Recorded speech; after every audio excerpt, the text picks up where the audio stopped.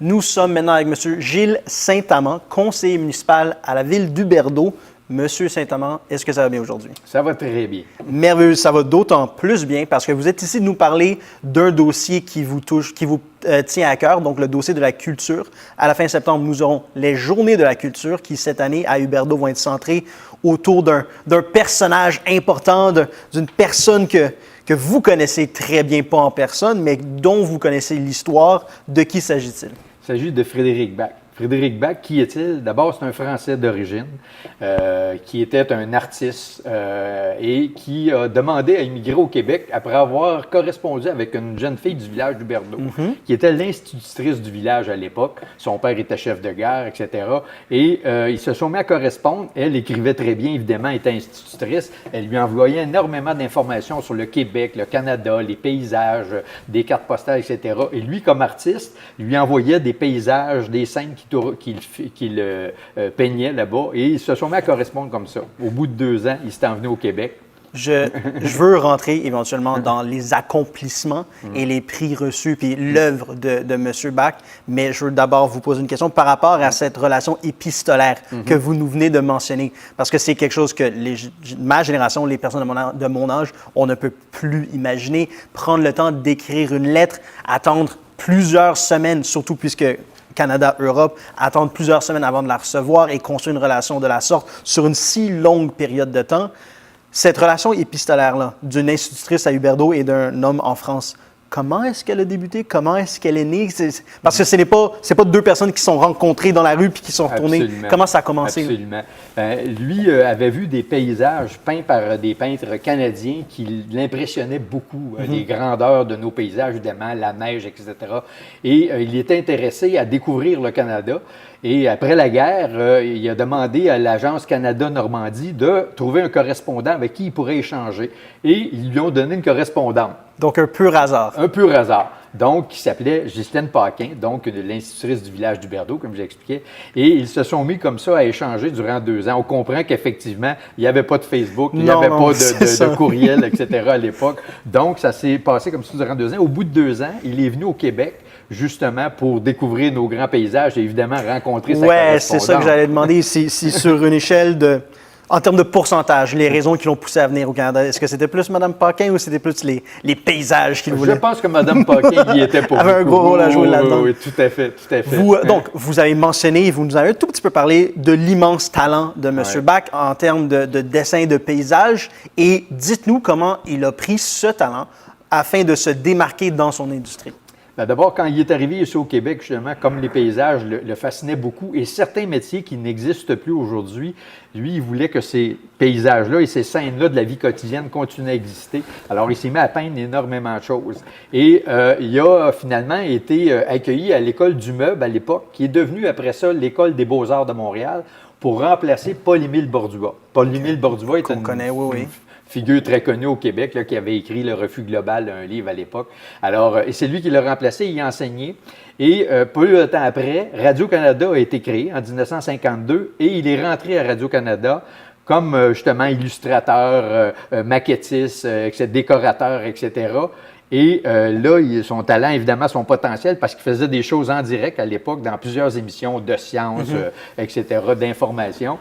Et là, il y a quelqu'un qui l'a remarqué. Et en 1968, ils ont créé le département de cinéma d'animation à Radio-Canada. Et c'est là qu'il s'est mis, entre autres, à produire et à faire des films qui ont été connus à travers le monde, dont 2 qui sont très connus. Évidemment, on parle de L'homme qui plantait des arbres, qui a gagné des nominations à travers la planète, et Crac aussi, qui est un film qui raconte l'histoire du Québec à travers une chaise berçante. Film qu'on va d'ailleurs présenter dans le cadre des activités qu'on va faire dans le cadre des Journées. Je veux qu'on parle de ces deux œuvres qui ont été, qui ont été remarquées et qui se sont distinguées. D'abord, moi, j'ai un bac en journalisme, et donc, le fait que M. Bach ait travaillé pour Radio-Canada, je trouve ça très intéressant. Parce qu'une personne de son talent à Radio-Canada, j'imagine qu'éventuellement, il a eu un choix. Soit quitter et se concentrer purement sur l'artistique et le divertissement avec son art, Ou il aurait pu rester à Radio-Canada, devenir un caricaturiste et avoir une œuvre un petit peu plus philosophique, un petit peu plus lancée. Donc, faire jugement ou porter jugement sur la société avec des caricatures, comme le font beaucoup de caricaturistes extraordinaires. Et donc, M. Bach a choisi le divertissement, la beauté pour la raison de la beauté. Beauty for beauty's sake. Donc, juste, je me concentre sur ce que je fais. Je veux que ce soit joli et je veux que ça fasse éveiller des émotions chez les gens qui le voient plutôt que de la pensée. Oui, bien, je vous dirais, non, je vous corrigerais là-dessus. Parfait, corrigez-moi, parce que moi, j'ai assumé, je ne connais pas M. Bach, j'ai assumé que c'est ça, et je me trompe. C'est un peu tout le contraire. Okay. Le principe de Frédéric Bach, il aurait pu tomber dans ce qu'on appelle le cartoon, comme les Américains faisaient du dessin animé, l'animation, etc. D'ailleurs, Disney a voulu engager Frédéric Bach. Et Frédéric Bach a refusé pour rester justement, je dirais, un agent libre et autonome pour pouvoir faire le genre de film que lui aimait.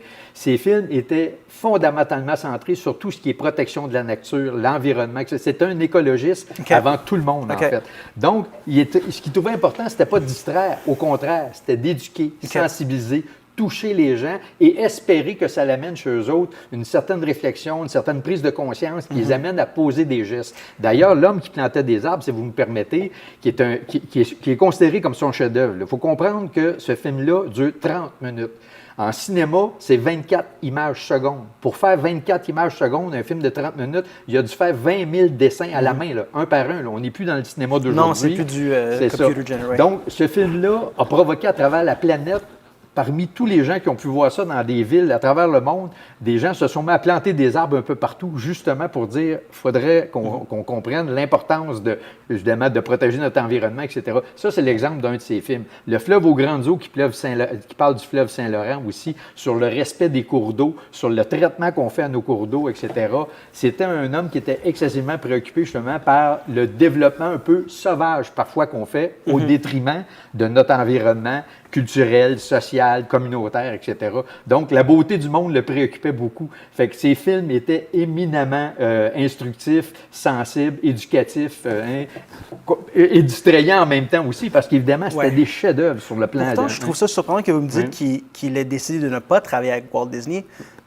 Puis la raison que vous avez donnée pour ça, c'est qu'il voulait rester un agent libre et pouvoir éduquer. Pourtant, beaucoup des films, la plupart des films de dessins animés de Walt Disney ont tous des leçons de vie très, très, très importantes qui sont tissées à travers la tapisserie du film. Le Roi Lion, Mulan sur le féminisme, il y a énormément de films de Walt Disney qui nous apprennent des choses et lorsqu'on les regarde ou on les visionne avec du recul des années plus tard, moi à 32 ans, je regarde un film de Walt Disney, je regarde La Petite Sirène ou je regarde La Belle et la Bête et je comprends des choses que je n'avais pas compris quand j'avais 10, 11 ans et j'aperçois des leçons de vie que je n'avais pas compris. Et donc, ça, il me semblerait que ça joue parfaitement pour M. Bach, mais vous nous dites qu'il a refusé ça, j'imagine, pour se concentrer exclusivement sur des leçons écologiques? Pas nécessairement exclusivement, mais c'était vraiment son cheval de bataille, puis c'était vraiment ce qui était son moteur. Mais j'imagine qu'il aurait pu faire ça avec Walt Disney à plus grande échelle, avec plus de moyens. Il a réussi à le faire, je vous dirais, probablement plus qu'il aurait pu le faire avec Walt Disney, parce que Walt Disney, c'est quand même une commande, c'est quand même une industrie. Il aurait été au service d'une industrie et non plus au service d'une cause. Alors qu'à Radio-Canada, il avait entièrement le champ libre durant toutes les années où il a produit ses films. Radio-Canada a même parfois hésité en se disant, parce que faire le film L'homme qui plantait des arbres, 20 quelques mille dessins, 3000 maquettes, ça a pris 5 ans. Est-ce que Radio-Canada est capable de supporter un artiste durant 5 ans sans voir le résultat? Non. Mais Frédéric Bach, oui. Pourquoi? Parce qu'il avait vu le film Crack, qui avait gagné le premier Oscar d'ailleurs que Radio-Canada, que le Canada a gagné à Hollywood avec un film d'animation, c'est Frédéric Bach avec le film Crack. 5 ans plus tard, il produit L'homme qui plantait des arbres. Il gagne encore à Hollywood. En fait, ses 4 derniers films, Le fleuve aux grandes eaux, ont aussi été nommés aux Oscars à Hollywood. C'est phénoménal, là. Quand un film est nommé aux Oscars, quand on ait l'ampleur du cinéma d'animation à travers la planète, notamment chez les Japonais, qui sont très forts dans le domaine depuis des années, qu'il arrive à devenir presque un dieu. Au Japon, Frédéric Bach a eu la plus grosse et la plus grande exposition au monde sur Frédéric Bach a été faite au Japon, quelques années avant qu'il décède. Ils ont fait une œuvre extraordinaire. Ils l'ont accueilli là-bas. Il y avait 88 ans, 87 ans, je pense, à l'époque. Parce que Frédéric Bach, là-bas, est considéré comme le maître du cinéma d'animation. C'est pas peu dire. Est-ce qu'en tant que Québécois, l'ande adoptive de M. Bach, nous le sous-apprécions? En fait, on le méconnaît définitivement. Okay. C'est sûr. C'est d'ailleurs un peu dramatique parce qu'il y a énormément de livres qui ont été faits sur lui. Il y a énormément de reportages qui ont été faits sur lui. Mais la nouvelle génération, évidemment, avec tout ce qui existe aujourd'hui comme outil de communication, comme information, c'est pour ça d'ailleurs que l'objectif des activités qu'on organise dans le cadre des Journées de la culture, il y a plusieurs choses, il y a plusieurs activités. Mais l'objectif ultime, c'est pas de créer un événement ballon qu'on appelle puis qui se passera plus rien après. Là. On a fêté ses 100 ans puis on oublie Frédéric Bach. C'est pas l'objectif. L'objectif, au contraire, c'est de faire naître l'idée de garder en mémoire l'œuvre et l'implication sociale de ce génie-là du cinéma d'animation. Et c'est pour ça qu'on parle de créer un festival de cinéma d'animation dans les Laurentides. C'est pour ça qu'on parle de d'autres événements aussi qu'on veut créer en donnant des ateliers sur le cinéma d'animation, puis qu'on veut susciter la création chez les jeunes, entre autres, dans les cégep, les universités, etc. Puis peu importe les méthodes d'animation utilisées, on sait qu'on est rendu beaucoup plus loin aujourd'hui avec tous les logiciels d'animation pour créer. Et les jeunes sont créatifs. J'ai assisté à plein de festivals depuis 2-3 ans et je suis abasourdi par le talent des jeunes, pas juste des jeunes, mais entre autres des jeunes dans le domaine du cinéma d'animation. Donc, on veut donner une plateforme à ça dans les Laurentides et à chaque année remettre à un artiste de la relève le prix Frédéric Bach pour rappeler encore là à chaque fois à ces gens-là qui ne l'ont pas connu, et c'est normal, hein, qui était cet homme-là? Qu'est-ce qu'il a fait? Pourquoi on en parle de cette façon-là avec autant d'admiration pour les gens qui sont proches du monde du cinéma? Alors, c'est un peu la mission qu'on s'est donnée avec les Journées de la culture cette année. C'est son centenaire. Et on a un parc qui est dédié à lui et sa conjointe ici à l'entrée du village. Fait qu'on veut vraiment faire des choses qui vont faire en sorte que même les jeunes générations vont pouvoir apprécier, parce que dans le parc en question, on va mettre 4 peintures qu'il a faites quand il est arrivé dans la région. On va rentrer dans l'événement lui-même, ce qui va arriver à quel moment, mais d'abord, si vous me le permettez, s'il vous plaît, une petite question qui demande peut-être un petit peu plus de réflexion. Au niveau des médiums communicationnels, croyez-vous que le dessin est le plus pur? Vous entendez quoi par le dessin plus peu? Vous voulez dire le dessin par rapport à d'autres d'expression? Oui. Bien, est-ce que c'est plus pur? Écoutez, c'est difficile pour un néophyte comme moi, qui ne suis pas un artiste d'abord, de dire qu'est-ce qui est plus pur ou pas. Est-ce que, c'est un peu comme quand on parle de musique, est-ce que la musique des années 70 était plus pure parce qu'elle était moins instrumentalisée? Il y a moins d'artifice, dans le sens où quelque chose qui est généré par ordinateur, quelque chose qui intègre du bruit, c'est moins pur. Il y a plus de choses dans les autres médias sur lesquels on peut se concentrer, tandis qu'un dessin, c'est purement visuel. Un dessin, parce que justement, c'est plus long à produire à la main, il y a moins de choses à regarder, donc le message doit être plus direct. L'histoire qui est racontée dans l'image doit être racontée plus rapidement, j'ai l'impression. Donc, moi, je la considérerais, puis oui, c'est un terme flou, c'est un terme très, très, très englobant, mais à mon avis, moi, je le considérerais plus pur que les autres. C'est définitivement, en tout cas, quelque chose qui demande énormément de travail. Comme on disait tout à l'heure, 24 images secondes. Donc, pour faire une seconde de film, il faut faire 24 images. Donc, c'est reproduire la même image. C'est un travail de moine. C'est un travail de moine. Là, hein. Donc, est-ce que ça, aujourd'hui, a plus de mérite que les méthodes utilisées par certains créateurs d'aujourd'hui? Et là, on ne parle pas de l'intelligence artificielle qui peut nous pondre un dessin en... Pour répondre à votre question, oui. Moi, ça a absolument plus de mérite. 100%, c'est quelque chose, vous l'avez dit vous-même. 5 ans à passer à dessiner. Oui, ça a beaucoup plus de mérite que quelqu'un qui rentre quelques commandes dans un ordinateur qui nous crache une histoire au complet. Là. Non. Mais 100%. Je suis heureux de vous l'entendre dire parce que moi, je peux le défendre comme ça, j'ai aucun problème. J'ai de l'admiration pour évidemment ce personnage-là, cet homme-là. Donc, évidemment, on ne peut pas faire autrement que de reconnaître toutes ses œuvres. Et il n'a pas fait que des films d'animation. Il a fait La Verrière de la Place des Arts, pour ceux qui ont déjà pris le métro à Montréal, qui raconte l'histoire de la musique au Québec, qui a été faite quand le métro a été créé dans les années 1967. En fait, c'est lui qui a fait ça, avec un autre collaborateur. Il a fait d'énormément de verrières dans des églises à Montréal, dans des restaurants très connus, Hélène de Champlain sur l'île Notre-Dame, etc. Bref, il n'était pas connu essentiellement pour... Il a fait des affiches, il a fait énormément de choses aussi en dehors du cinéma d'animation. Donc, ce n'est pas c'est un maquettiste, évidemment. Il a travaillé sur des émissions de télévision où il a créé des décors qui sont phénoménales sur des émissions qu'on a vues. Multidisciplinaire, donc. Très. très multidisciplinaire. Même les mosaïcultures à Montréal, où c'est des arbres, etc. Ouais. Il y a une reproduction, entre autres, de l'homme qui plantait des arbres avec son chien à côté, etc. Et c'est lui qui leur a expliqué comment bâtir sur ce truc-là. Il les a énormément conseillés sur l'ensemble des mosaïcultures, pas juste sur ses œuvres qui représentaient ses œuvres. Donc, c'est vraiment un créateur. C'est quelqu'un qui avait une vision. D'abord, il avait appris l'architecture aussi à travers ses cours d'art, de dessin, de peinture lorsqu'il était en Europe. Fait que cette créativité-là, puis cette imagination-là et cette capacité de travail, tous les gens qui l'ont connu ont dit que c'était un bourreau de travail. Je veux me pencher là-dessus un petit peu parce que j'ai toujours été fasciné par les personnes qui ont ce niveau de talent-là et ce niveau de passion-là. Des gens comme vous et moi, éventuellement, nous allons prendre notre retraite et nous n'allons rien faire. Nous allons nous amuser, nous allons jouer au golf, nous allons boire de la bière, on va rien faire, on va être à la retraite.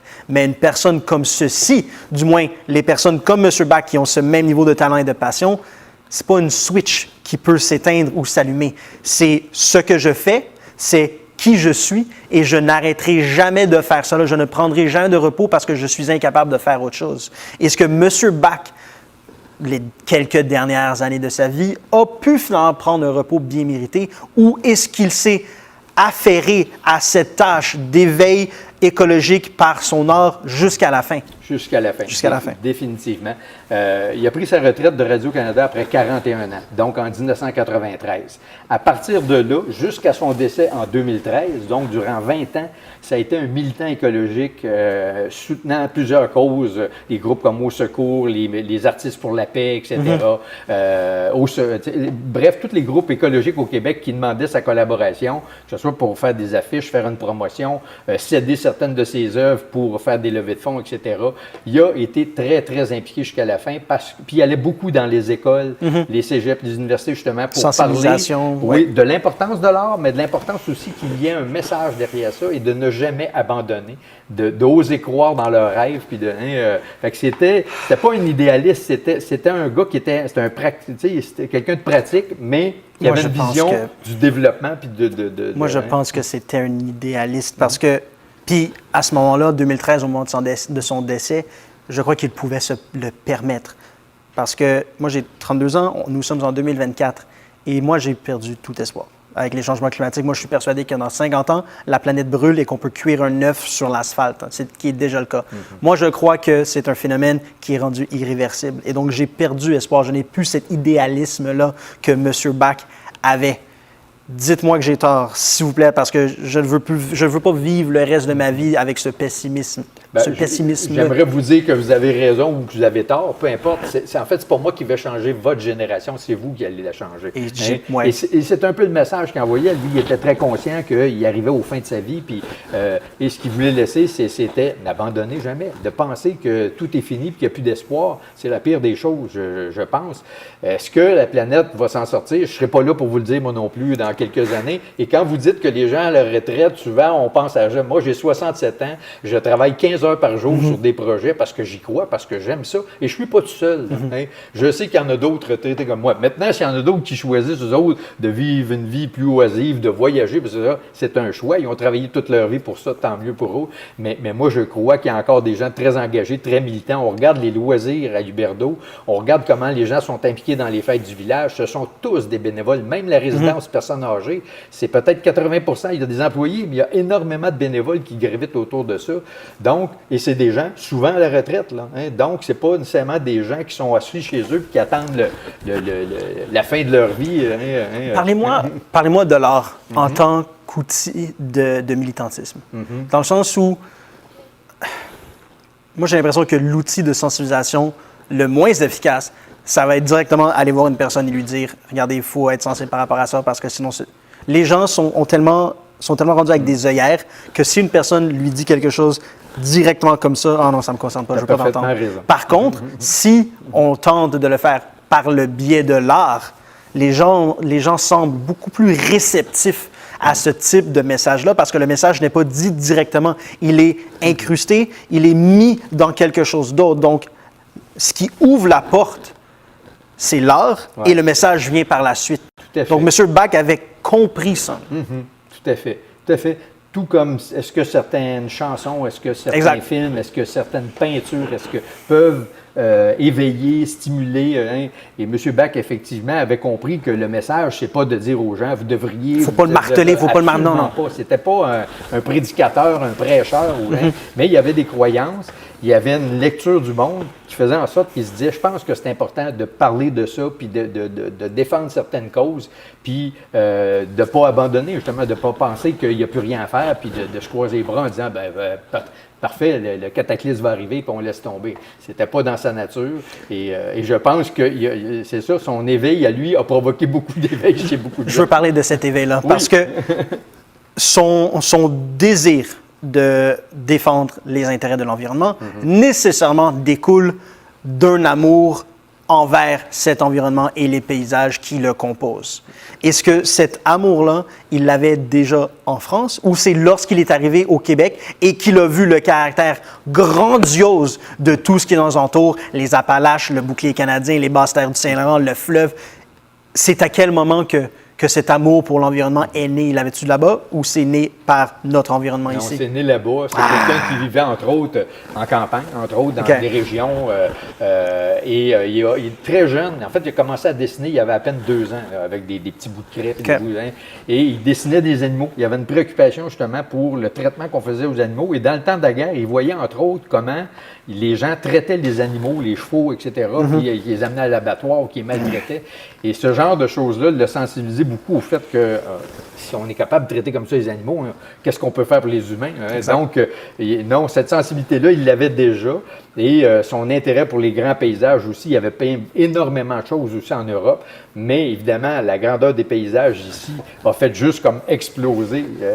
Puis en même temps, certaines scènes aussi qui n'existaient pas, des métiers qui n'existaient peut-être pas en France qu'on voyait ici. Non, c'est quelque chose qui était, je pense, depuis tout jeune, là, son intérêt pour les paysages, les animaux, la nature, etc. J'aurais une petite question peut-être intéressante pour vous. Si vous deviez comparer M. Bach, donc étant un cinéaste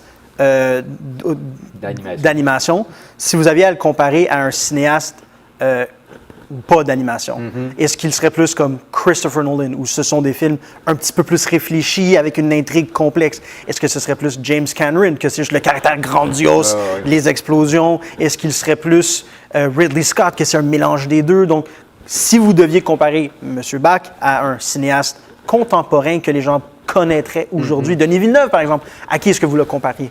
Mon Dieu, tu me poses une bonne question. Ma culture cinématographique n'est pas assez bonne pour te faire incomparable, même si je connais les gens dont tu me parles. Comparez-le à un peintre, alors. Est-ce que tu m'amènes sur un terrain encore moins...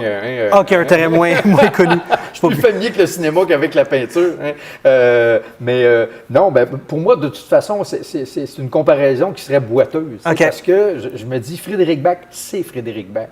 J'aime ça. Il y a son style, il y a son univers. Il y a certains, par contre, artistes cinéastes d'animation d'aujourd'hui qui s'inspirent de ce que Bach faisait, du style d'œuvre qu'il faisait et de la façon de travailler même de Bach, qui est quand même, entre guillemets, dépassée par rapport aux nouvelles technologies. C'est ce qu'on dit, n'est-ce pas? L'imitation est la plus grande forme de flatterie. Flattery, imitation, c'est ça, exactement. Mais non, je pense que Bach a son univers à lui, puis il faut voir ses films justement pour comprendre à quel point il se distinguait de tout ce qu'on a pu voir dans le domaine du cinéma d'animation. Je suis un maniaque de cinéma, moi, c'est clair et net. Les noms des réalisateurs, c'est plus ou moins... Mais je peux vous dire que ce que j'ai vu fait par Frédéric Bach, c'est hors du commun. En tout cas, moi, je trouve que c'est incomparable. Puis je pense que si je me fie au jugement qu'il a reçu à travers le monde, à travers les 8 films, les 9 films qu'il a produits pour Radio-Canada, qui ont tous reçu des nominations à travers le monde. Écoutez, c'est parce qu'il y a quelque chose qui se passe. Je veux dire, c'est pas arrivé avec tout le monde. L'événement lui-même? Les Journées de la culture, c'est le 27, 28, 29 septembre. Exact. Qu'est-ce qui se passe à Huberdeau pour honorer M. Bach? Voilà. Donc, ça commence le vendredi soir avec un conteur qui s'appelle Yvon Boutin, qui va à Huberdeau raconter aux gens l'histoire du village, va les faire participer à l'échange, l'implication des gens, etc. Et à travers ça, à l'hôtel de ville d'Huberdeau. Et en même temps, qui va inclure là-dedans, évidemment, l'histoire du couple Frédéric Bach, Ghislaine Paquin. Donc, comme je l'ai expliqué un peu plus tôt, qui, elle, est institutrice dans le village, fille du chef de gare, lui qui est arrivé de France sur un bateau tout rouillé, avec une vieille bicyclette, pas d'argent en poche, puis qui vient rencontrer la femme, finalement, qui va marier, avec qui il va vivre au-dessus de 60 ans, etc. Donc, le vendredi soir, c'est notre conteur-raconteur à l'Hôtel de Ville du Berdo, et on finit la soirée en présentant le film Crack, justement, qui a gagné le premier Oscar que Frédéric Bach a gagné à Hollywood, et qui raconte l'histoire du Québec à travers une chaise berçante, etc. Le lendemain, dans le parc Justine et Frédéric Bach, justement, qui a à l'entrée du village, on inaugure 4 peintures que Frédéric Bach a faites dans la région. Et en plus de ça, les gens vont pouvoir regarder ces peintures-là à l'aide de la réalité augmentée. C'est quoi la réalité augmentée? On se prend un téléphone ou une tablette, on met notre téléphone devant l'œuvre en question en ayant d'abord downloadé, j'ai pas l'expression en français, téléchargé, merci, l'application Artivive qui est gratuite. Et en se mettant devant l'image, devant la peinture en question, il y a de l'animation qui va se faire avec des photos de Frédéric Bach, avec d'autres œuvres de Frédéric Bach, etc. Donc, on s'est dit, les paysages vont parler aux gens du Berdo parce qu'ils vont reconnaître la partie de hockey en 1948 avec le village, ils vont reconnaître les draveurs à la rivière, ils vont reconnaître des scènes comme ça, mais les jeunes vont pouvoir, eux autres, découvrir la réalité augmentée à travers ces œuvres-là. Et le parc est magnifique en passant. Il est sur le bord de la rivière. Donc, on va inaugurer ça. Et on va planter un arbre symbolique, évidemment, puisque Frédéric Bach avait une ferme ici à Huberdeau. Il a planté au-dessus de 100 000 arbres avec sa femme et ses enfants sur ce domaine-là. C'est magnifique. Aujourd'hui, c'est incroyable. Donc, on va planter un arbre symbolique pour rappeler d'abord son chef-d'œuvre, l'homme qui plantait des arbres, et évidemment le fait que lui il en a planté beaucoup ici. Ça, c'est le samedi après-midi à 13h30 dans le parc. Plantation d'arbres. Ensuite, on ouvre l'exposition sur Frédéric Bach à l'Hôtel de Ville, qui va être ouverte durant toute l'après-midi jusqu'à 17h. Le soir, on présente le film à l'église du Berdo, église où Frédéric et Ghislaine se sont mariés en 1939. Donc, on présente le film Frédéric Bach, Grandeur Nature, qui est un très beau film. Je ne saurais pas plus vous le recommander. Écoutez, je l'ai vu 3 fois et j'ai encore des papillons à chaque fois. C'est vraiment très beau. Ça, c'est le samedi soir à l'église du Berdo à 7h30. Le lendemain, l'exposition se poursuit à l'Hôtel de Ville du Berdo, toujours encore là pour découvrir qui était ce personnage-là. Vous allez voir de nombreuses œuvres qu'il a peintes dans la région ici, des métiers, etc. Puis vous allez évidemment connaître son histoire, sa biographie, son histoire avec sa conjointe, etc. Bref, c'est vraiment 3 jours consacrés à découvrir qui était ce personnage-là. Quelles sont les causes qu'il a défendues toute sa vie? Quel a été son travail qu'il a fait quand il a travaillé à Radio-Canada? Les nominations et les prix qu'il a gagnés un peu partout, etc. Les reconnaissances. Ça va être vraiment une occasion pour les gens qui ne connaissent pas Frédéric Bach de découvrir ce personnage-là, de s'y intéresser et peut-être après ça de faire des recherches sur Internet pour voir certains de ses films, justement. Monsieur Bach, par la nature même de son occupation, donc faire des films à la main, devait être extrêmement productif. Et donc, de son vivant, il a créé sûrement une œuvre monumentale, une quantité inimaginable d'œuvres, de dessins, de peintures, de toiles, de tout. Est-ce que la ville du Berdo a hérité de cette œuvre-là et de ces œuvres-là, et c'est pour ça que vous pouvez les exposer à l'Hôtel de Ville puisqu'ils appartiennent à la municipalité, ou est-ce que c'est un prêt que la famille vous fait? En fait, il y a 2 choses là-dedans. C'est que tout ce qui a été produit à Radio-Canada, donc... appartient à Radio-Canada. C'est vrai. Donc, toutes les images qu'on a pu obtenir, c'est Radio-Canada qui nous les a concédées. Okay. Évidemment, on a dû payer certains frais de droits d'utilisation, mais ils nous ont énormément aidés pour nous donner des photos de lui dans différentes situations à travers son travail à Radio-Canada, des images des films qu'il avait produits. Et la famille, le garçon, en fait, de M. Bach, qui est encore vivant, Christian, qui va être ici d'ailleurs durant les Journées de la culture, lui nous a énormément accompagnés et c'est lui qui nous a cédé le droit d'utiliser des œuvres de son père. Tout ce qui a été peint, autrement dit, en dehors des films. Exact. Il y en a des milliers, là, c'est pas compliqué. C'est certain. C'est ça. Et plusieurs, évidemment, qui ont été faites dans la région, parce que quand il est arrivé ici en 1948, il n'arrêtait pas de peindre. Tout ce qu'il faisait, il peignait. Il travaillait pour un agriculteur, puis il y avait 2 heures par jour que l'agriculteur lui donnait juste pour faire de la peinture. Fait qu'il partait, puis il allait faire des paysages. Puis, donc, vous pouvez imaginer les scènes qu'on a qui sont fantastiques. On a une partie de hockey qui s'est jouée en 1949, là. j'en parle, j'ai encore des frissons. C'est beau, c'est merveilleux. On reconnaît l'église du village, les draveurs sur la rivière. Vous embarquez sur le pont, vous regardez la rivière, c'est exactement la même scène à l'époque, mais avec des draveurs dedans. Là. Fait que vous voyez un peu fait que ça, on en a une quarantaine d'œuvres comme ça là, qui vont être présentées. On n'a pas en présenter plein, mais on en a sélectionné. Est-ce que c'est vous qui les avez sélectionnés? Oui, c'est le curateur, le curator qu'on appelle? Bon, écoute, j'étais pas seul, là, puis c'est important de le mentionner. La personne qui nous a aidé à monter tout ce qui va être présenté dans le parc, et tout ce qui va être présenté durant l'exposition s'appelle Marie-Josée Lebel. Marie-Josée Lebel, c'est une artiste connue dans les Laurentides, qui est une muséologue aussi, qui est une enseignante en art et qui est conseillère municipale dans le village voisin de Brébeuf et qui est responsable de la culture. On s'est rencontrés, on a jaser, discuter, conceptualiser, idéaliser. Exactement, mais Marie-Josée a été une perle extraordinaire dans ça. Tout comme les employés de la ville qui ont mis la main à la pâte, etc. Et Angélique Bélanger, qui est notre responsable des communications et des loisirs, qui a travaillé de façon exceptionnelle pour faire en sorte que cet événement-là existe. Là. On ne peut qu'espérer que les gens viennent maintenant festoyer avec nous, découvrir Frédéric Bach. On a très hâte d'aller voir ça, M. Saint-Amand. Merci de nous en avoir parlé. Merci de nous avoir fait découvrir Frédéric Bach. On va certainement aller jeter un coup d'œil là-dessus. Merci d'avoir été des nôtres. Ça fait plaisir.